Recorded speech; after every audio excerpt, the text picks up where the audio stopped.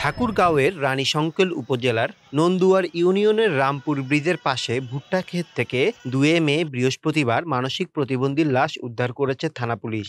জানা যায়, উপজেলার জওগাঁও গ্রামের আমিনুল ইসলাম ভুট্টা ক্ষেতে পানি দিতে গেলে ক্ষেতের ভিতর লাশ দেখতে পায়। এ সময় চিৎকারে স্থানীয় লোকজন জড়ো হলে ভুট্টা ক্ষেতে অজ্ঞাতনামা লাশ দেখে পুলিশ খবর দেয়। স্থানীয়রা জানায়, 5 দিন ধরে উপজেলার চ্যাংমারি গচিয়া এলাকার মৃত আবুল হোসেনের পুত্র মানসিক প্রতিবন্ধী তৈমুল হক বাড়ি থেকে হারিয়ে যায়। বৃহস্পতিবার কালো রং মাখানো অর্ধগলিত তৈমুলের লাশ ভুট্টা খেতে পাওয়া যায়। তবে পরিবারের লোকজনের দাবি, তৈমুলকে হত্যা করা হয়নি, সে মানসিক প্রতিবন্ধী ছিল।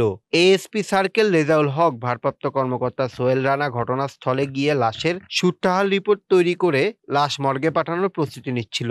এই প্রসঙ্গে এএসপি সার্কেল রেজাউল হক বলেন, লাশের গায়ে কোনো আঘাতের চিহ্ন পাওয়া যায়নি, তবে সিআইডির একটি চৌকস দল এলেই লাশের মোটিভ আরও কিছুটা পরিষ্কার হবে। যেহেতু অর্ধগলিত লাশ, তা ময়নাতদন্ত শেষে পরিবারের মাঝে হস্তান্তর করা হবে।